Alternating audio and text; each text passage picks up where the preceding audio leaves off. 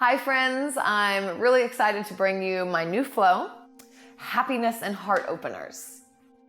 So the two go together really, really well. In order to, be able to feel the fullness of life, we have to live and lead with an open heart. So we're going to kind of reverse some of that habitual sitting and anxious postures that we seem to have and kind of open that up so that we are available to feel the full range of emotions, not just happiness, but we'll talk a little bit about how we can still find the sweetness in things like sadness and fear.